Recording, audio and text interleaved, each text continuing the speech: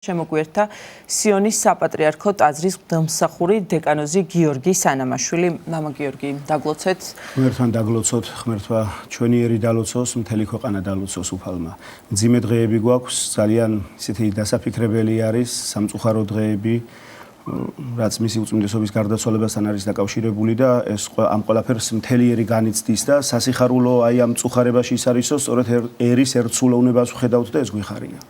დიახ, და პატრიარქმა კიდევ ერთხელ შეძლო ჩვენი ესე გაერთიანება. მამა გიორგი, ვიზიარებთ თქვენს მწუხარებას პირველ რიგში და ვიცით რომ განსაკუთრებით ბოლო პერიოდში გქონდათ ისეთი ურთიერთობა უწმინდესთან მისი უძლურების გამო, როდესაც თვითონ ვეღარ ახერხებდა ბოლო პერიოდში წირვაზე დადგომას, მსახურებების აღვლენას უკვე ტაძარში, სიონის სამღვდელოება ძალიან ხშირად გადაბრძანდებოდით ხოლმე საპატრიარქოში და აი ახლა ბოლოსაც წმინდა ანდრია კრიტელის კანონი მასთან წაიკითხეთ, პროტოპრესვიტერ გიორგი ზვიადაძის წინამძღოლობით რამდენიმე სასულიერო პირი ძალიან ხშირად იყავით მის უწმინდესობასთან და აი ამით მინდა დავიწყოთ თქვენი ურთიერთობა, თქვენი პიროვნული დამოკიდებულება პატრიარქთან და ვინ არის და ვინ იყო თქვენთვის პატრიარქი? ყველაფერი მაინც ბავშვობიდან იწყება და გავიხსენებ იმ პერიოდს, როდესაც ბებია მუშაობდა დიდუბის ყოვლადწმინდა ღვთისმშობლის სახელობის ტაძარში და მისი უწმინდესობა ხშირად მობრძანდებოდა ხოლმე იქ და მე როგორც პატარა ბავშვი დავყავდი ბებიას ეკლესიაში და აი ბავშვობიდან მის უწმინდესობას ვხედავდი, მის მსახურებას ვხედავდი, მასთან ისეთი არც თუ ახლო, მაგრამ ისეთი ბავშვს სადამდე შეიძლებოდა რომ ქონოდა ურთიერთობა მის უწმინდესობასთან, აი ასე მქონდა მეც ბავშვობიდან და შემდგომ ქაშვეთის ეკლესია მახსოვს, წმინდა გიორგობის დღესასწაული და მისი უწმინდესობის აღვლენილი წირვები. შემდგომ კი რა თქმა უნდა, ჩემი ცხოვრება მისი რომ დაუკავშირდა, როდესაც 2002 წელს ჩავაბარე თბილისის სასულიერო სემინარიაში. სწორედ იმ წელს შევიმოსე სიონის აი ამ უძველეს საპატრიარქო ტაძარში სტიქრით და მანამდე კი გლდანის ლომისაში 1993 წლიდან მაცვია სტიქარი მეცვა და 2002 წლიდან კი მისი უწმინდესობა მოგეხსენებათ რომ სანამ გაიხსნებოდა სიონში მიმდინარეობდა წირვები, მომიწია ისეთ დამსახურებულ სტიქაროსნებთან და მის უწმინდესობასთან ძალიან ისე დაახლოებულ სტიქაროსნებთან ურთიერთობა და მეც ფაქტიურად აი მონაწილეობდი მისი უწმინდესობის შემოსვა განმოსვაში და სიონის საპატრიარქო ტაძარში და ეს შემთხვევით საინტერესო და სანუკვარი წლები იყო და პერიოდი. მე მახსენდება მისი უწმინდესობა, როდესაც სასულიერო აკადემია სემინარიის რექტორი გახლდათ დილას ყოველთვის ლექციების დაწყების წინ, დილით 9 საათზე არც ერთ წუთს არ დააგვიანებდა, მობრძანდებოდა ხოლმე და დერეფანში მოგეხსენებათ ხვდებოდა სტუდენტებს და გვაძლევდა ისეთ დასაფიქრებლად თემებს, ხო? თემებს, სააზროვნო თემებს და ვწერდით სხვადასხვა თემაზე თავისუფალ თემას. ერთი ძალიან კარგად დამამახსოვრდა კულტურა და ცრუკულტურა, ამაზე ხშირად მისი უწმინდესობა აქცენტს სვამდა ხოლმე და ერთხელ იყო ასეთი თემა, როდესაც იყო ქებაი და დიდებაი ქართულისა ენისაი ივანე ბერიზოსიმეს ესეთი ნაწარმოები. ყველაზე ერთ თემას გაძლევდათ ხოლმე თუ როგორ იყო? ერთი თემა იყო ხოლმე, დიახ და ეს აი კვირიდან კვირამდე აი განვიხილავდით მე ამ თემას და უწმინდესი პატრიარქი დაგვპირდა რომ აი ეს ქებაი და დიდებაი ქართულისა ენის აი აუცილებლად წიგნად გამოვაო და თქვენი თემები იქნება იქ შესულიო და ამის შემდეგ დრო გავიდა და ვფიქრობ მე უკვე მაშინ სასულიერო აკადემიაში ვსწავლობდი და საპატრიარქოში ერთხელს მოვხვდი და იქ გადმომცეს წიგნი, სადაც აი ქებაი და დიდებაი ქართულისა ენისა და ჩემი თემა იყო იქ შესული და აი რაღაც ისეთი სითბო ჩამეღვარა და დღესაც რა თქმა უნდა ეს წიგნი ძალიან დიდი პატივისცემითა და სიყვარულით მაქვს ოჯახში. და ალბათ სხვა სტუდენტებისაც, ხო? და სტუდენტები ძალიან სულ სტუდენტების თემები იყო იქ, ესე იგი თავმოყრილი წიგნად. დიახ, აი პატრიარქის საუბრებიდან და სტუდენტობის პერიოდიდან, როდესაც პატრიარქი რექტორი ბრძანდებოდა, კიდევ რას გაიხსენებდით? აი ქალბატონი ნინო მელიქიშვილი საუბრობდა, რომ დიდი მაგიდა იყო, გაშლილიო და იდო სულ პური, თაფლი და სხვათა შორის იხსენებენ აკადემიაში, რომ რაღაც პერიოდი უწმინდესმა ესეთი ღვინოც ზოგჯერ შემოიტანა, მცირე რაოდენობით, რა თქმა უნდა. ესე იგი, ესეთი საოცარი სიტყვები და საუბრები არის ამ წუთებში მაინც მისი უწმინდესობის გარშემო და ტრიალებს, ბუნებრივია მათ შორის სამეცნიერო საუბრები, ესეთი, მაგრამ მაინც აი ეს თქვენ რაზედაც ახლა რასაც ხაზი გაუსვით და აქცენტი გააკეთეთ რაზედაც, ამას ძალიან დიდი მნიშვნელობა ჰქონდა სტუდენტებისთვის მაინც და ეს იყო გათვლა სტუდენტებზე. მოგეხსენებათ, რომ სტუდენტის შესაძლებლობა ყოველთვის ადეკვატური არ არის, ისე დილით შეიძლება ისე საჭიროებებთან ვერ მოხვიდე აუდიტორიაში ისე ვერ დაждდეს ათანადოდ და აი ეს შუალედი ჩვენთვის აი ეს გაშლილი მაგიდა და მისი უწმინდესობის ესეთი უხვი მასპინძლობა ჩვენთვის გამასპინძლება იყო ჩვენთვის ძალიან დიდი ნუგეშიც და ძალიან დიდი სითბოც და მაგალითი როგორც მასწავლებლის და როგორც ნამდვილი მოძღვარის და აი ესეთი ნამდვილი მოძღვარი ბრძანდება მისი უწმინდესობა. დიახ. მამა გიორგი, აი მე დასაწყისში ვთქვი, რომ ბოლო პერიოდშიც, მათ შორის აი დიდი მარხვის დასაწყისში, პირველ კვირაში თქვენ მოგიწიათ პატრიარქთან მსახურების აღვლენა ანდრია კრიტელის კანონს გულისხმობ და აქამდეც არაერთხელ ბოლო პერიოდში განსაკუთრებით გადაბრძანდებოდით ხოლმე საპატრიარქოში და მასთან აღავლენდით ლოცვებს. აი ამ პერიოდზეც რაღაც რამდენიმე სიტყვით რომ გაიხსენოთ, რას ნიშნავდა ეს თქვენთვის, რომ აი პატრიარქი ესე სიონის სამღვდელოებასთან ერთად დიახ, ვიდრე ამას პასუხს გაგცემდეთ, მანამდე მინდა რომ კიდევ აი ჩემი დიაკვნად კურთხევის პერიოდი გავიხსენო, ეს არის 2006 წლის 19 მარტი. მაშინ დიდი მარხვის მეორე კვირა გახლდათ გრიგოლ პალამას ხსენების დღე, როდესაც მისმა უწმინდესობამ დიაკვნად დამასხა ხელი და ბედნიერი ვარ, აქვე მინდა ვთქვა, რომ მისი უწმინდესობის ხელში გამოვიარე სასულიერო ხელდასხმები და გარკვეული ჯილდოები, რაც მისმა უწმინდესობამ მანდო ფაქტიურად და ღმერთმა მომცეს ამის გამართლების საშუალება, როდესაც წმინდა გიორგის ქაშვეთის, წმინდა გიორგის სახელობის ტაძარში დამადგინა მისმა უწმინდესობამ დიაკვნად. ასეთი სიტყვები მითხრა, რომ აბა შენიცი მამაო, წმინდა გიორგისთან გიშვებ ქაშვეთშიო და ეს იყო ჩემთვის სანუკვარი სიტყვები. 2006 წლიდან 2008 წლის ოქტომბრის თვემდე ქაშვეთის ეკლესიაში მსახურობდი როგორც დიაკვანი, ისევე ახლად ნაკურთხი მღვდელი. მისი უწმინდესობის როდესაც გამშვენებული ჯვრით დამაჯილდოვა მისმა უწმინდესობამ მახსენდება ძალიან საოცარი და თბილი დალოცვა. მე არ ვიცი ასეთი საპასუხისმგებლო სიტყვები და მე ბევრიც ამბობდა რომ იშვიათად ჯილდოს დროს და აი ასე ამბიონიდან ხალხის წინ პატრიარქმა ისეთი სიტყვები თქვას, როგორც რითაც შენ მოგმართაო, პატრიარქის სიტყვები იყო ასეთი, რომ მამაო მაგალითი იყავი ხალხისთვის და უპირველესად საკუთარი თავისთვის და ეს იყო რაღაც საოცარი ფრაზა, რომელიც მთელი ცხოვრება დამამახსოვრდება და შეუძლებელია სხვაგვარად. დიახ, რაც ყველაზე მნიშვნელოვანი რაც გასწავლათ პატრიარქმა. ყველაზე მნიშვნელოვანი თუ ვისწავლე კარგია მორჩილება. აი ეს, იმიტომ რომ თავად იყო ამისი მაგალითიც და მისი უწმინდესობა, როდესაც მსახურებები დასრულდებოდა ხოლმე საკურთხეველში, მოძღვრავდა, გვარიგებდა, გვასწავლიდა, გვიხსნიდა, როგორც აი რიგითი მოძღვარი, როგორც პედაგოგი დაარიგებს ბავშვს, აი ასე გვეჯდა და გვესაუბრებოდა ხოლმე და მადლობა უფალს იმ წლებისთვის, როდესაც მე მახსოვს, რომ იყო ამისი საშუალება. განსხვავებით ბოლო წლებისგან, როდესაც მისმა უწმინდესობამ ფიზიკურად ვერ შეძლო უკვე ის მისი მდგომარეობიდან გამომდინარე, რომ ის ხშირად ასე მობრძანებულიყო სიონისა თუ სამების საკათედრო ტაძარში, თავ დაუზოგავად, აქაც რო იტყვიან აი ასე ერისთვის მლოცველი კათოლიკოს პატრიარქი, მარადის მუხლებზე მდგარი და მლოცველი, მე არ ვიცი აი ასეთი ავტოკეფალიის აღდგენიდან დღემდე 151 პატრიარქი არის და აი არ მეგულება ალბათ ასეთი ხანგრძლივად ვინმე ყოფილიყოს ისტორიაში, რომ გადავხედოთ ჩვენს ისტორიას, რომ აი 59 წელი ფაქტიურად პატრიარქობის წლები და მანამდე მღვდელმთავრობის ბერობის 24 წლიდან მოყოლებული და აი ეს საოცარი მაგალითია, საქმე მან შენმან გამოგაჩინოს, შენ ბრძანებს დავით მეფსალმუნე და მისი უწმინდესობის ცხოვრება ფაქტიურად საქმე არის თავიდან ბოლომდე ღმერთის ძალისა და ღმერთის სიყვარულისა და ღმერთის აი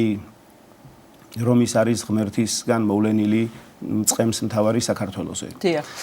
მამა გიორგი, პატრიარქის დამოკიდებულება ღვთისმსახურების და ლოცვის მიმართ ეს კიდევ ალბათ ცალკე სასაუბრო თემა არის და ვინაიდან თქვენ მასთან გიწევდათ მსახურება როგორც დიქაროსანს და აი მამა დემეტრეს დავითაშვილს საქართველოს ეკლესიის არქიდიაკონს არაერთხელ აღუნიშნავს, რომ ეს კიდევ რაღაცა საოცარი მოვლენა იყო პატრიარქის დამოკიდებულება ღვთისმსახურების მიმართ და სიყვარული. დიახ, მოგახსენებთ, ლიტურგიკული, აი ღვთისმსახურება პატრიარქისთვის იყო ხელშეუვალი. აი არ არსებობდა რაიმე მსახურება შეემცირებინა და შეემოკლებინა და მადლობა ღმერთს, რომ აი გვასწავლა ეს უნიკალური და მნიშვნელოვანი რამ სასულიერო პირებს, რითაც გამოარჩევს ალბათ სიონის საპატრიარქო ტაძარს, ხო? აი ეს სასულიერო პირები ვართ, მისი უწმინდესობის აღზრდილები და გვაქვს მადლიერება მისადმი და აი ამ ლიტურგიკული ღვთისმსახურების ესეთი ცოდნა. ერთხელ მახსენდება, არ შეიძლება არ გავიხსენოთ, თქვენ ბრძანებდით ქალბატონი ელისაბედ, რომ აი ჩვენ ხშირად გვიწევდა სიონის ტაძრიდან გადასვლა მის უწმინდესობასთან და სხვადასხვა მსახურების შესრულება და მე მახსენდება ის პირველი მსახურება, როდესაც 7 მღვდელი გადავედით საპატრიარქოში და მისი უწმინდესობა შეუძლოდ ბრძანდებოდა და პირველად ჩავუტარეთ მას 7 გზის ზეთისხება. როდესაც ეს ყველაფერი დასრულდა, შემოგკრიბა გარშემო მისმა უწმინდესობამ და გვესაუბრა როგორც ყოველთვის. დიახ. და თქვა ასეთი რამ, რომ აი ახლა თქვენგან ერთ-ერთმა 3 უფალო შეგვიწყალენის მაგივრად თქვა 2-ჯერ უფალო შეგვიწყალენიო და მესამე გამორჩა ალბათო და არ უთქვამსო. და მე გეტყვითო, რომ ეს ზეთის კურთხევის საიდუმლო არისო ახალი აღთქმის 7 საიდუმლოთაგანი და საიდუმლო ისეთი რამ არის, რაც არასდროს არ უნდა გამოტოვოს ადამიანმა, არც ერთი სიტყვა არ უნდა გამოტოვოს ლოცვაშიო და ეს ძალიან კარგად დამამახსოვრდა და მკაფიოდ. თუმცა მე არ მეხებოდა ის, მაგრამ სიზუსტე, ხო? დიახ, აუცილებლად. ლოცვის დროს, დიახ. მამა გიორგი, აი სხვადასხვა თვისებაზე საუბრობდით პატრიარქის და აი მისი უსაზღრო მიმტევებლობა ასევე და ის რომ არ სჯიდა. ანუ ესე არის ცნობილი, რომ პატრიარქი არ სჯიდა ადამიანებს, ცოტა სხვანაირად აგრძნობინებდა იმას, რომ ადამიანი შეცდა. აი თქვენ თუ აი ამ პერიოდის განმავლობაში, როდესაც მასთან მოგიწიათ ურთიერთობა, მსახურება, აი თუ შესწრები ხართ ისეთ მომენტს, როდესაც პატრიარქი გაბრაზებული იყო და ვინმესთვის შენიშვნა მიუცია. ან რაიმე ესეთი თუ გახსენდებათ, რა ფორმით აძლევდა შენიშვნას ადამიანებს? მისი უწმინდესობა ხშირად იძლეოდა შენიშვნებს, მაგრამ იმდენად სიყვარულით იყო ეს ყველაფერი და იმდენად მამაშვილური გრძნობით იყო, რომ სხვაგვარად ვერ იფიქრებდი ადამიანი და ეს იყო აი კიდევ გავიმეორებ უმაღლესი პედაგოგი, რომელიც ემსახურებოდა პიროვნების აღზრდას და ჩამოყალიბებას თავის საქმიანობაში. ამ შემთხვევაში ჩვენთვის, როგორც სასულიერო პირებისათვის, საკურთხეველში გვაძლევდა ხოლმე შენიშვნებს აუცილებლად და ეს შენიშვნები იყო ჩვენთვის ის რომ ჩვენ აი მე ვცდილობდით შემდეგ რომ ეს ხაზა გამოსწორებული ქონოდა უკვე ეს ამბავი და დაენახა მის უწმინდესობას, რომ ეს იყო კარგად და ეს იყო გამოსწორებული. ერთხელ გამახსენდება ასეთი რამ, რომ სანაწილე, რომელიც სიონის ტრაპეზზე ბრძანდება, წმენდით, ვამზადებდით ტრაპეზს მოგეხსენება სასულიერო პირები ეხებიან მხოლოდ და ერის ადამიანს არ აქვს უფლება შეეხოს, იქ უამრავი სიწმინდე ინახება, გარდა იმისა, რომ ტრაპეზი არის ღვთისმსახურების ცენტრალური ადგილი. ჯვარი, რომელიც სანაწილის თავზე იყო დამაგრებული, ჩამოხსნილი ჰქონდა გასაწმენდად და მოსაწესრიგებლად და როდესაც სისკრის მსახურებაზე მისი უწმინდესობა გაბრძანდებოდა ცენტრალურ ტაძარში ხალხთან მრევლში, მაშინ ახედა ამ ჯვარს და მომიტრიალდა და მკითხა, რომ ეს ჯვარი სად არის და თქვენ უწმინდესობა ვწმენთ ამ ჯვარს და იცით, რომ ამ ჯვარში უამრავი სიწმინდი არის დაბრძანებული და დავანებულიო და დიახ, თქვენ უწმინდესობა თქო, თავისი წარწერებითაც არის გავხსენი ეს ჯვარი თქო და აუცილებლად მოათავსეთ ადგილზე და ის გაუფრთხილდით, ძალიან ფრთხილად გაწმინდეთ და მოეპყარით ძალიან დიდი იცოდა მისმა უწმინდესობამ სიწმინდეებისადმი განსაკუთრებული დამოკიდებულება ჰქონდა მას და გვასწავლიდა ჩვენს. მამა გიორგი, პატრიარქს განსაკუთრებული დამოკიდებულება რომ ჰქონდა სიონის საპატრიარქო ტაძრის მიმართ, ეს იქიდანაც გამოჩნდა, რომ მისი სურვილი იყო დაკრძალულიყო სწორედ სიონის საპატრიარქო ტაძარში და სინოდის განჩინების შემდგომ ჩვენ შევიტყვეთ ეს ინფორმაცია, რომ პატრიარქი დაიკრძალება სწორედ სიონის საპატრიარქო ტაძარში. პატრიარქის მოღვაწეობის დასაწყისი და ძალიან მნიშვნელოვანი წლები უკავშირდება სიონის საპატრიარქო ტაძარს, ვიდრე სამების საპატრიარქო ტაძრის კურთხევამდე და გახსნამდე. რაღაც პერიოდის განმავლობაში აღსაყდრებიდან თუ არ ვცდები 1989 წლამდე ასევე პატრიარქი ცხოვრობდა ძველ რეზიდენციაში, რომელიც ასევე მდებარეობს სიონის საპატრიარქო ტაძართან და აი ეს ადგილი სიონის წმინდა ტაძარი აი ძველი რეზიდენცია დაკავშირებულია ესეთ რთულ წლებთან, მაგრამ ასევე იმ წლებთან, რომელმაც ბევრი სიხარული მოუტანა ადამიანებს, მზიანი ღამე, თვითონ ასე უწოდა პატრიარქმა იმ პერიოდს და აი ამ მიმართულებითაც რომ ვისაუბროთ, პატრიარქის დამოკიდებულება სიონის მიმართ და ასევე ვისარგებლებ შემთხვევით და დედაბარბარე ბრძანდება ის, ვინც პატრიარქის ლოცვა-კურთხევით უბლის ძველ რეზიდენციას და დედაბარბარეს და ასევე ყველა მონაზონს და ქალბატონს, რომელმაც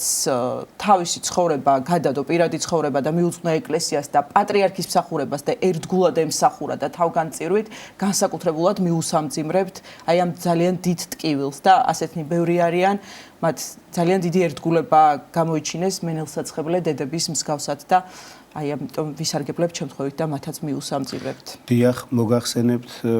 როდესაც 2010 წელს ძველი საპატრიარქო რეზიდენცია, სადაც 5 პატრიარქს მოუწია მოღვაწეობა, უწმინდესი პატრიარქი კალისტრატე ცინცაძის დროს იქნა აშენებული ეს საპატრიარქო რეზიდენცია და აი მას შემდეგ 5 პატრიარქი, მეხუთე ჩვენი მისი უწმინდესობა სრულიად საქართველოს კათოლიკოს პატრიარქი ილია მეორე მოღვაწეობდა და ეს შეკეთდა ეს საპატრიარქო რეზიდენცია და მე მახსენდება 27 აგვისტო, როდესაც მარიამობის ლოცვა დასრულდა, მის უწმინდესობამ გადაწყვიტა, რომ ძველი საპატრიარქო რეზიდენციაში დარჩენილიყო იმ ღამეს და დაესვენა 28-მდე, ანუ დღესასწაულთან დაკავშირებული საზეიმო ღვთისმსახურება უნდა შესრულებულიყო და ამასთან დაკავშირებით მთელი ღამის განმავლობაში ჩვენ გვეგონა რომ რაღაც ალბათ ერთი ნახევარი საათით 40 წუთით მიგვიღებდა, მაგრამ მე და კიდევ რამოდენიმე სასულიერო პირი ვიყავით, რომელთანაც მისმა უწმინდესობამ ფაქტიურად მთელი ღამე გაატარა საუბარში, დარიგებაში და ასევე რაც მე კიდევ ერთხელ ვისწავლე მის უწმინდესობასთან ურთიერთობაში, ის არის რომ ყველა ნივთს ქონდა თავისი სახელი. ყველა ისტორიულ ნივთს და ამაზე შეეძლო მის უწმინდესობას ესაუბრა რაღაც აი ალბათ ერთი 20 წუთი ნახევარისა თითოეულ ნივთზე და ყველაფერს თავისი რო იტყვენ აი ყველაფერს აცოცხლებდა მისი უწმინდესობა. საოცარი პიროვნება, საოცარი ადამიანი და ეს რაც შეეხება საპატრიარქო რეზიდენციას, მაგრამ აქვე მინდა კიდევ ერთი ამბავი გავიხსენო, რომელიც დაახლოებით საათნახევრის წინ ან 2 საათი სანამ თქვენთან წამოვიდოდი გადაცემაში, სიონის ტაძარში მობრძანდა მისი მაღალყოვლად უსამღვდელოესობა, უწმინდესი პატრიარქის საპატრიარქო ტახტის მოსაყდრე მეუფე შიო, სხვა მღვდელმთავრებთან ერთად ასევე საქართველოს პროტოპრესვიტერი მამა გიორგი და ის ადგილი კიდევ ერთხელ დაათვალიერეს, სადაც უნდა მომხდარიყო, სადაც უნდა მოხდეს მისი უწმინდესობის დაკრძალვა. და რა, რომელ ადგილზეა საუბარი? ეს აინტერესებს ალბათ საზოგადოებას ყველას. დიახ, განმარტოდა ვთქვა მკაფიოდ, რომ ეს ადგილი გახლავთ სწორედ სიონის საპატრიარქო ტაძარში კანკელთან ჩრდილოეთი მხარე, ანუ შესასვლელიდან მარცხენა მხარე. აი მოგეხსენებათ, რომ მარჯვნივ არის იოანე მანგლის ეპისკოპოსის საფლავი და სწორედ აი მარცხენა მხარეს მოხდება მისი უწმინდესობის ჩრდილოეთ მხარეს მოხდება მისი დაკრძალვა. ეს არის წმინდა ნინოს ჯვრიდან უკიდურესი კუთხე, აი ეს კედელი, სადაც მოხდება მისი უწმინდესი პატრიარქის შემკული სამების ხატი ბრძანდება კიოტით, ის ხატი დაიდებს ბინას მოშორებით იმ ადგილიდან და სწორედ იქ მოხდება მისი უწმინდესობის დაკრძალვა და ამასთან დაკავშირებით მოხდა ასეთი ამბავი, რომ მოიტანეს სპეციალური ხელსაწყო, მოგეხსენებათ, რომ სიონის ტაძარში უამრავი სამარხი არის, წმინდა მამათა, პატრიარქთა, სხვადასხვა ერის მამულიშვილთა და ესე ხელაღებით ის რომ საფლავი გაიჭრას, ასე არ ხდება და მადლობა ღმერთსო გვაქვს ტექნოლოგიურად იმის საშუალება, რომ შემოწმდეს და მოიტანეს აი ეს დანადგარი, რომელმაც შეამოწმა ის ადგილი, სადაც მისი უწმინდესობისთვის უნდა გამზადდეს ეს საფლავი, უნდა გაიჭრას და აღმოჩნდა მადლობა ღმერთს სარიელი და სადაც თავისუფლად მიეცემათ საშუალება სპეციალისტებს რომ იმუშაონ. თავიდანვე ეს ადგილი იყო განსაზღვრული? თავიდანვე იყო ეს ადგილი განსაზღვრული და აღმოჩნდა ესეც სარიელი, დიახ და მოხდა ასეთი რამ, რომ როდესაც მე ჯერ კიდევ სტიქარი მეცვა 2002 წელს, მისი უწმინდესობა საკურთხეველში ანთებდა ხოლმე კელაპტარს და გამოგვატანდა ხოლმე ამბიონზე წმინდა ნინოს წმინდა ნინოს ხატის, აი კანკელზე განთავსებული წმინდა ნინოს ხატის ქვეშ და ამბობდა რომ აი აქ არის ივანე მანგლელის ნამდვილი საფლავი. ხოლო ის რაც არის აი მარმარილოს ძეგლი, აი სამხრეთ მხარეს, ეს არის ჩემს მიერ დადგმული სიმბოლური ძეგლიო, რადგანაც ამბიონზე, ცენტრალურ ამბიონზე შეუძლებელი იქნებოდა იქ რაიმე ნიში და ძეგლი დამდგარიყო ივანე მანგლელის, ანუ სიმბოლური ძეგლი არის სამხრეთ მხარეს, მაგრამ იქ მდებარეობდა მისი უწმინდესობის თქმით საფლავი ივანე მანგლელის და აი ეს დანადგარი თხოვეთ და გამოატარეს აი ამ ადგილს, იმიტომ რომ ეს ადგილი მხოლოდ არის მარმარილოც ფილათი დაფარული, როგორც მთელი ამბიონი და საფლავი გამოკვეთილი არ იყო. და როგორც კი გაატარეს ფილა, თქვენს რომ აი ამ ადგილზე არის საფლავი და ეს არის საოცარი რამ, ესე იგი კიდევ ერთი ჭეშმარიტება და კიდევ ერთი სიმართლე მისი უწმინდესობის, რომ აი აღმოჩნდა აი ადგილზე სწორედ საფლავი ივანე მანგლელის და ეს საოცარია. მამა გიორგი, კიდევ გამახსენდა აი ბოლო პერიოდში, როდესაც უწმინდესი მობრძანდებოდა ხოლმე სიონის საპატრიარქო ტაძარში და ღვთისმსახურებას აღავლენ და ყოველთვის გაძლევდათ ხოლმე, ანუ აძლევდა ლოცვა-კურთხევას, სტიქაროსნებს ან მოძღვრებს, რომ პატრიარქების საფლავებზე დაენთოთ სანთელი და ნუ ჩვენ ვიცით, რომ სიონის საპატრიარქო ტაძარში დაკრძალულები არიან ავტოკეფალიის აღდგენის შემდგომ კირიონ მეორე პატრიარქიდან მოყოლებული სხვა პატრიარქები და აი მათ საფლავზე ყოველთვის პატრიარქი ამბობდა ხოლმე, რომ დაენთოთ სანთელი. ეს ძალიან კარგად ეხლა უცებ გამახსენდა. დაგვავალებდა ხოლმე 7 სანახშირეს გავამზადებდით 7 სანახშირეს და სანთლებს და გადასახავდა ჯვარს, თავად მოათავსებდა და ასხამდა საკმეველს სათითაო მათგანს და ასე გაგვატანდა და გვეტყოდა რომ საფლავებზე, პატრიარქების საფლავებზე დაგვედგა და დაგვენთო სანთელი. და ერთხელ ესეთი ამბავი მახსენდება ჩემი მწარე გამოცდილება, როდესაც მოგახსენებდით გლდანის ლომისაში სტიქაროს ვსნოდი და ესეთი ძველი სტილის ნახშირები იყო, რომელთა რო იტყვიან ანთებაც გარკვეულ სირთულეს წარმოადგენდა ხოლმე და გვიწევდა ხოლმე რამოდენიმე წუთით მისი გაღვივებული იყო, დიახ და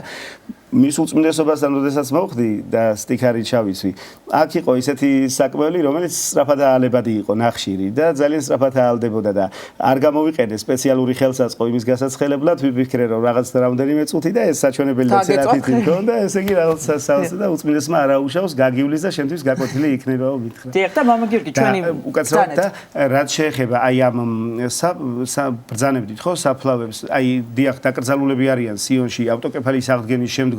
პატრიარქები კირიონი, ლეონიდე, ამბროსი, კალისტრატე, მელქისედეკი, ეფრემი და დავითი და აი ამას მისი უწმინდესობა თითოეულ საფლავს განსაკუთრებული რუდუნებითა და სიყვარულითა და ლოცვით ფაქტიურად ათბობდა მუდამ და ყოველთვის. დიახ. და მამა გიორგი, აი დეტალები ვთქვათ, რაც შეიძლება საზოგადოებას აინტერესებდეს, ვიცით რომ მთელი საქართველო დაძრულია, ეპარქიებიდან ხალხი მოემართება, მრევლი და არა მხოლოდ ეკლესიის მრევლი, მთელი მოსახლეობა, ისინიც კი ვინც ვთქვათ ეკლესიასთან შეიძლება არ არიან ესე